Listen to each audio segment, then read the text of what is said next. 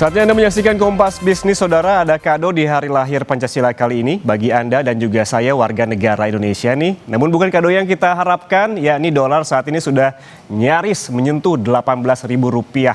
Padahal sejumlah upaya sudah dilakukan oleh Bank Indonesia dan juga pemerintah. Banyak alasan yang diungkapkan mengapa rupiah terus-menerus menyentuh level terendah sepanjang sejarah. Mulai dari faktor global, penutupan Selat Hormuz yang memicu kenaikan harga minyak dunia, hingga faktor domestik seperti banyaknya permintaan dolar di kuartal 2 termasuk untuk kebutuhan haji. Bank Indonesia optimistis rupiah akan kembali menguat pada semester 2 mulai Juli hingga Agustus di rentang 16.500. Sementara pemerintah melalui pidato Presiden di DPR beberapa waktu lalu menargetkan rupiah berada di kisaran 16.800 hingga 17.500 pada tahun 2027. Namun realitas saat ini tampaknya jauh dari optimisme pemerintah. Kita lihat data. Nah ini dia, saudara, kita lihat dulu nilai tukar rupiah di perbankan terhadap dolar Amerika Serikat. Ini ada beberapa jenis memang, saudara. Ada yang dari JIS Bank Indonesia, ada juga dari pasar spot. Dan yang saya tampilkan saat ini yang di perbankan yang data di 29 Mei 2026. Bisa Anda lihat ini ada angka beli dan angka jual. Dari beberapa bank besar di Indonesia seperti BRI, Mandiri, BNI, dan juga BCA memang menawarkan harga jual dolar yang berbeda-beda. Yang tertinggi ada di BRI, data per 29 Mei 2026, nilai jual rupiah berada di 17.000, maksud kami nilai jual dolar per $1 ada di 17.990 rupiah. Ini tinggal 10 poin lagi menuju ke 18.000. Sementara Mandiri menjual di 17.925 sama seperti BNI, dan terakhir BCA di 17.940. Harga jual dan beli di perbankan merupakan angka nyata pertukaran langsung sehingga nominal mendekati Rp18.000 per dolar Amerika Serikat makin terasa nyata di tengah-tengah masyarakat. Lalu kita cek juga, saudara, bagaimana nilai tukar rupiah di pasar spot di data selanjutnya. Nah ini dia, saudara. Jika harga jual dolar di perbankan sudah tembus di 17.990 pada penutupan perdagangan Jumat pekan lalu, nilai tukar rupiah di pasar spot masih berada di level 17.881 per dolar Amerika Serikat. Sementara kalau kita review lagi lebih jauh selama sepekan terakhir, memang ini pelemahan terus terjadi, bahkan tidak satu hari pun rupiah menguat dalam sepekan terakhir. Kita lihat pada hari Senin, tepatnya pada tanggal 25 Mei, rupiah berada di 17.744, melemah lagi terhadap dolar Amerika Serikat di tanggal 26 Mei di 17.796, kembali melemah tipis di 27 Mei di angka 17.801, dan kembali melemah lagi begitu di 28 Mei di angka 17.846 per dolar Amerika Serikat. Bukan hanya terhadap dolar Amerika Serikat, saudara, rupiah juga makin loyo menghadapi mata uang negara tetangga terdekat kita, Singapura, yang hampir tembus Rp14.000. Lalu upaya-upaya apa saja yang sudah dilakukan pemerintah dan juga Bank Indonesia untuk memperkuat rupiah? Kita ke data berikutnya. Ya, saudara, beberapa upaya dilakukan oleh pemerintah diantaranya dengan mengaktifkan Bond Stabilization Fund. Intervensi ini dilakukan pada pasar obligasi demi menjaga tingkat imbal hasil dengan membeli SBN yang dilepas asing. Menteri Keuangan Purbaya Yudisadewa bilang mengalokasikan anggaran Rp2 triliun per hari untuk menjalankan skema ini. Strategi lainnya dari Menteri Keuangan adalah menyiapkan Pandabon atau penerbitan surat utang global berdenominasi renminbi di Tiongkok untuk mengurangi ketergantungan terhadap dolar Amerika Serikat. Upaya lainnya juga adalah pemerintah baru merilis beragam stimulus untuk semester 2 tahun 2026 dan diharapkan berdampak pada penguatan rupiah. Purbaya juga yakin rupiah akan kembali menguat seiring ekonomi domestik yang terus tumbuh. Berikut pernyataan lebih lengkap dari Purbaya Yudisadewa. We have calculated the depreciation of the rupiah at the close to the current level, so my budget is still okay even the rupiah is weakening to the current level. And theoretically, when you have a strong economy, your currency eventually will strengthen also, right?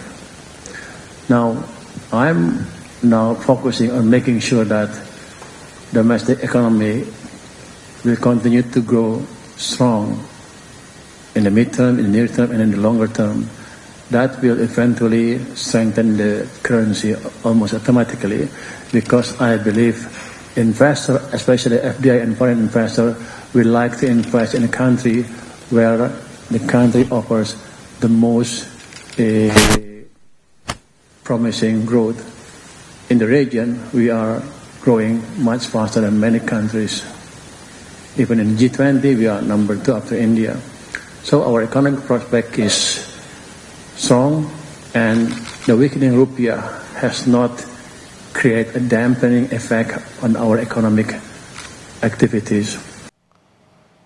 Ya, lalu dari sisi Bank Indonesia, apa saja yang sudah dilakukan? Kita lihat, saudara, ini selain meningkatkan suku bunga acuan menjadi 5,25%, BI juga telah menyiapkan 7 strategi penguatan rupiah. Di antaranya, saudara, yang pertama adalah memperkuat intervensi di sejumlah pusat keuangan global, kemudian optimalisasi instrumen moneter SRBI, ada juga stabilisasi pasar SBN, kemudian penguatan likuiditas perbankan, memperketat pembelian falas dalam negeri, dan juga memperkuat intervensi di pasar offshore, hingga meningkatkan pengawasan perbankan dan juga korporasi. Dengan beragam strategi yang dilakukan pemerintah dan juga Bank Indonesia, mengapa rupiah terus terperosok hingga nyaris menyentuh level psikologis 18.000, apalagi usaha yang belum optimal, bagaimana juga dari sisi fiskal? Usai jeda, saudara, rupiah terus melemah ke level terendah sepanjang sejarah. Berbagai upaya telah dilakukan oleh pemerintah dan juga Bank Indonesia. Namun tak cukup ampuh membuat rupiah perkasa. Apa yang masih kurang? Bagaimana juga dari sisi fiskal? Kita bahas bersama Teguh Rifki, peneliti di Lembaga Pendidikan Ekonomi dan Masyarakat LPEM Fakultas Ekonomi dan Bisnis Universitas Indonesia. Mas Teguh, selamat pagi. Mas Teguh? Selamat pagi, Mas Teguh. Anda bisa mendengar suara saya?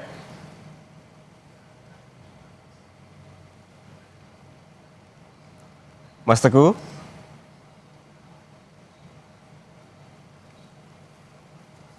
Ya, saudara, sebagai pembukaan kita lihat juga bagaimana kondisi rupiah saat ini di perbankan. Ada beberapa angka yang memang ditawarkan begitu oleh sejumlah bank di Indonesia, bank besar. Ada BRI, Mandiri, BNI, dan juga BCA, di mana harga tertinggi ditawarkan oleh BRI di angka 17.990, artinya ini masih ada 10 poin lagi menuju ke 18.000. Dan sementara di BCA itu di angka 17.940. Sementara di dua bank yaitu Mandiri dan juga BNI, angka penjualan masih juga di atas 17.800. Kita kembali sapa Teguh Rifki, peneliti di Lembaga Pendidikan Ekonomi dan Masyarakat LPEM Fakultas Ekonomi dan Bisnis UI. Mas Teguh, selamat pagi. Pagi, Mas, apa kabar? Kabar baik. Mas Teguh, ini melawan dolar Amerika Serikat, rupiah tak henti-hentinya terperosok dan juga menjadi kekhawatiran banyak pihak, masyarakat begitu termasuk. Ini terus-menerus jatuh di level terendah sepanjang sejarah. Apa sebetulnya akar masalahnya, Mas Teguh? Ya, kalau dilihat dari akar masalah sebetulnya ada dua. Satu adalah dari sisi eksternal. Kita kan belakangan ini menghadapi konflik geopolitik ya di Timur Tengah. Nah, ini membuat tekanan terhadap nilai tukar banyak negara berkembang termasuk Indonesia karena adanya flight to safety dari mata uang US dollar ke negara-negara maju. Itu satu. Tapi yang kedua, ini yang mungkin lebih besar peranannya adalah faktor domestik, di mana postur fiskal kita ini semakin menyempit. Lalu juga kita lihat belakangan banyak kebijakan-kebijakan pemerintah yang memang tidak terlalu kondusif untuk dunia swasta, misalnya pembentukan badan ekspor. Nah, ini yang membuat kemudian investor-investor itu tidak terlalu confident dengan outlook perekonomian Indonesia, sehingga ini mendorong terjadinya capital outflow lebih lanjut yang membuat pelemahan rupiah ini terus berlanjut. Ada beberapa faktor eksternal dan juga domestik, termasuk tadi yang disebutkan oleh Mas Teguh terkait dengan postur fiskal yang menyempit. Sebelum kita bahas mengenai fiskal, kita bahas dulu terkait dengan kebijakan-kebijakan apa ataupun upaya-upaya apa saja yang telah dilakukan oleh Bank Indonesia. Mas Teguh, terakhir Bank Indonesia telah menaikkan suku bunga jadi 5,25%. Sempat ada penguatan tipis terjadi selama 2 hari setelah diputuskan terkait kenaikan BI rate. Namun setelah itu rupiah terus loyo. Kenapa strategi ini seakan kurang ampuh, Mas Teguh? Ya, memang kalau kita lihat dari sisi kebijakan moneter ini sudah optimum ya dalam melakukan intervensi untuk nilai tukar rupiah. BI sudah melakukan intervensi di tingkat suku bunganya, sudah dinaikkan sebesar 50 basis poin. Selain itu juga dari sebelumnya BI sudah banyak sekali menggunakan cadangan devisanya untuk melakukan intervensi di pasar DNDF, pasar NDF, dan juga pasar SRBI yang paling tidak dalam 4 bulan terakhir ini sudah menggunakan cadangan devisa hingga 10 miliar US dollar. Artinya dari sisi moneter ini sebetulnya sudah optimum melakukan usaha stabilisasi nilai tukar rupiah.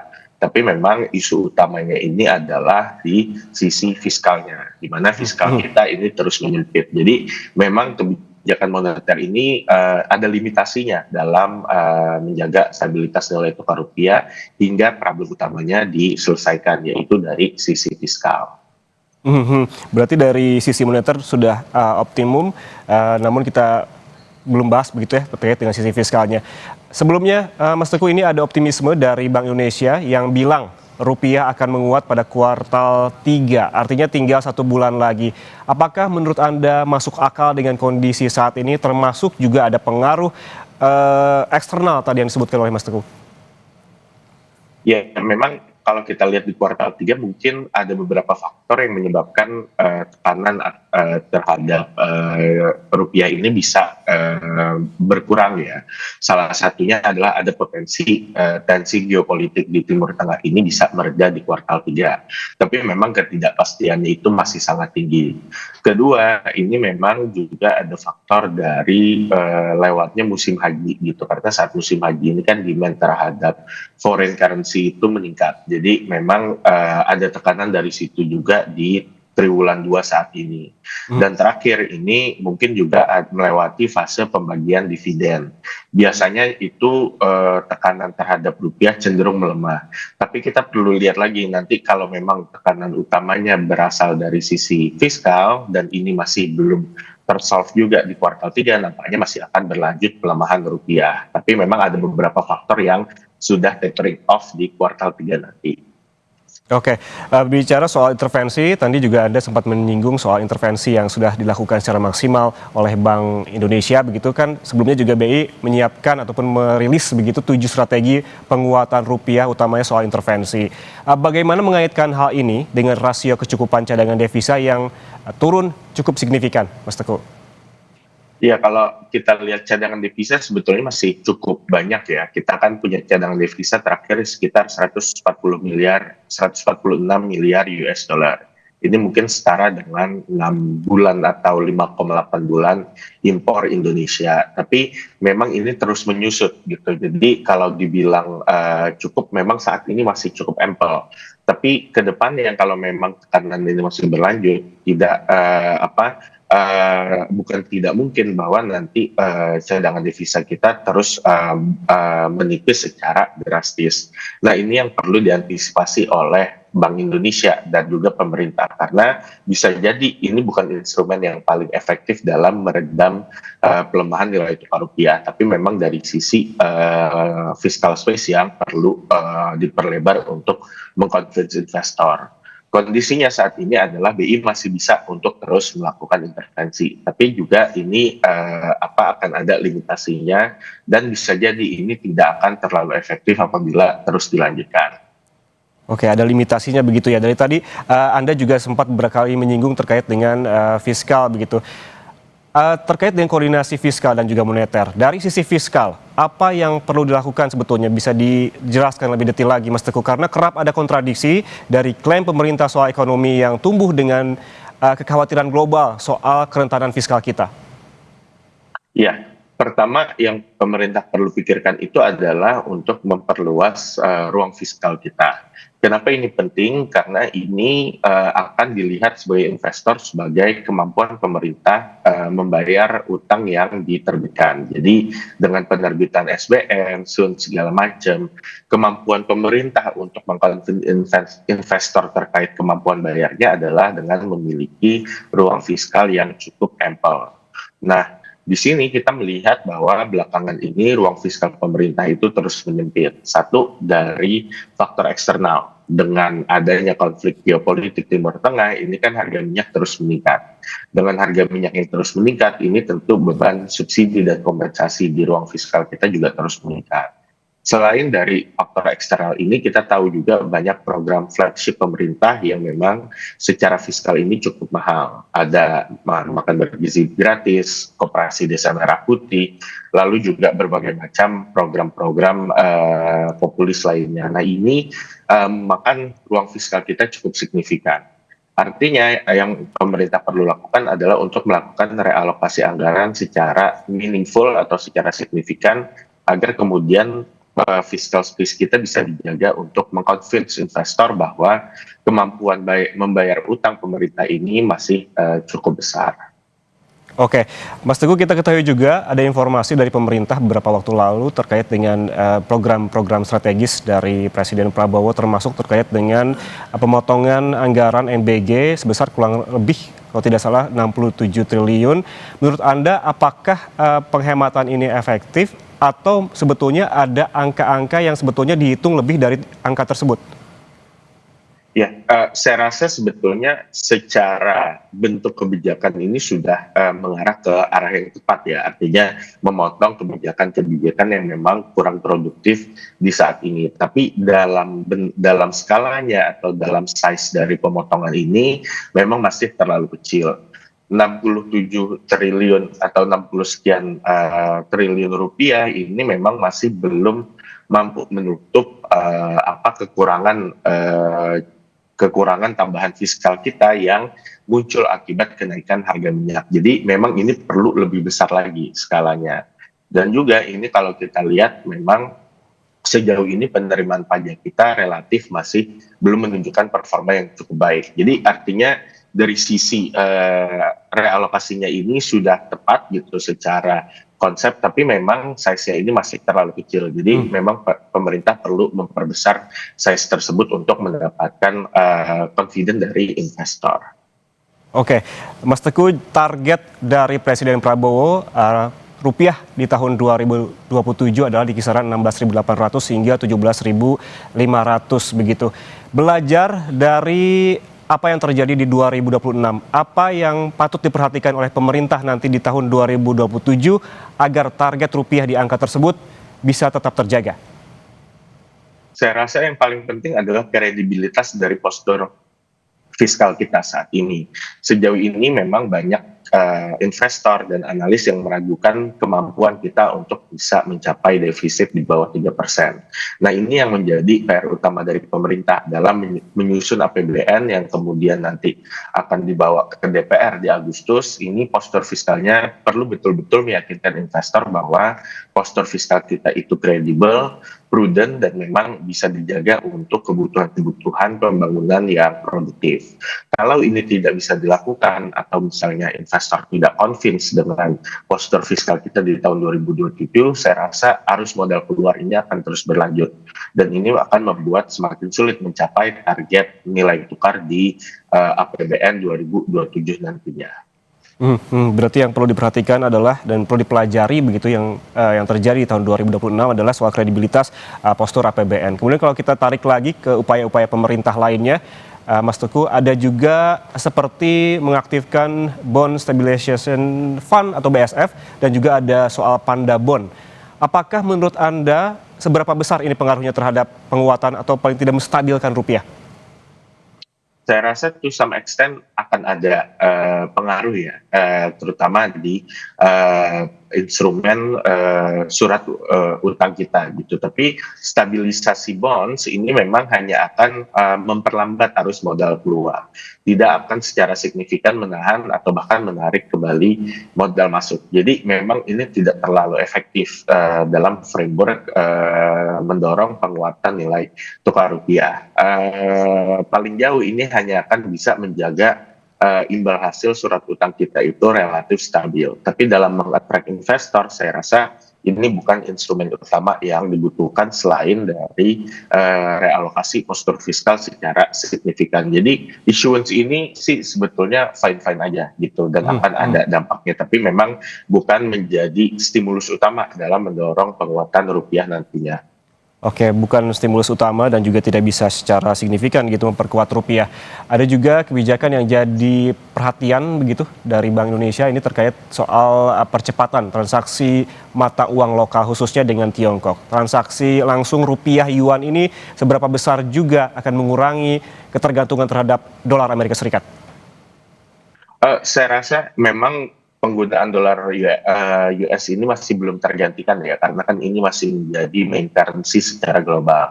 Tapi penggunaan local currency dengan China atau Tiongkok ini bisa jadi cukup signifikan karena memang China ini adalah partner dagang utama kita, baik dari sisi ekspor maupun impor, sehingga kemudian akan mengurangi permintaan terhadap US dollar. Tapi ini pun memang juga bukan menjadi satu-satunya resep yang bisa diandalkan untuk kemudian mengembalikan rupiah ke dalam tren penguatannya. Tapi saya rasa ini semua kalau digabung memang menjadi inisiatif yang cukup baik gitu. Hanya saja memang ini tetap perlu disempurnakan dengan realokasi fiskal tadi. Oke, Mas Teguh terakhir ini banyak juga pertanyaan dari warga yang kerap ke luar negeri begitu, terutama ke negara tetangga kita, ke Singapura dan juga ke Malaysia. Mengapa rupiah bukan hanya terhadap dolar Amerika Serikat, tetapi juga tertekan terhadap mata uang negara tetangga seperti dolar Singapura yang bahkan sudah menyentuh 14.000 dan juga ringgit Malaysia yang kalau tidak salah menyentuh 4.500. Mengapa demikian, Mas Teguh? Iya, memang ini menunjukkan bahwa isunya itu adalah lebih ke arah kondisi domestik Indonesia. Jadi bukan secara eksternal dari tensi geopolitik. Karena kalau hanya dari tensi geopolitik, harusnya mata uang semua negara berkembang itu melemah dalam magnitudo yang sama. Tapi kalau Indonesia ini melemahnya lebih parah dari yang lain dan bahkan melemah terhadap mata uang negara tetangga, artinya memang ada isu domestik yang membuat investor ini melakukan capital outflow dari Indonesia. Dan capital outflow ini tidak hanya terjadi di US dollar, capital outflow ini terjadi di Singapore dollar dan Malaysian ringgit, sehingga ini membuat memang kita ini terus mengalami pelemahan. Artinya ini memverifikasi kurang lebih bahwa isu utama yang kita hadapi saat ini itu adalah dari sisi domestik, terutama dari sisi fiskal tadi, karena memang moneternya ini sudah terus-menerus melakukan intervensi, tapi memang masih belum menunjukkan arah efektivitas yang cukup signifikan. Oke, artinya kalau kita melihat bagaimana rupiah tertekan bukan hanya terhadap dolar Amerika Serikat, tetapi juga terhadap dolar Singapura dan juga ringgit Malaysia, ini mencerminkan kondisi domestik, terutama soal fiskal, begitu dari sisi fiskal, karena dari segi moneter beragam upaya sudah maksimal dilakukan oleh Bank Indonesia. Terima kasih Teguh Rifki, peneliti di Lembaga Pendidikan Ekonomi dan Masyarakat LPM FEB UI, atas waktunya bersama kami di Kompas Bisnis. Sehat selalu, Mas. Terima kasih Mas, sehat selalu.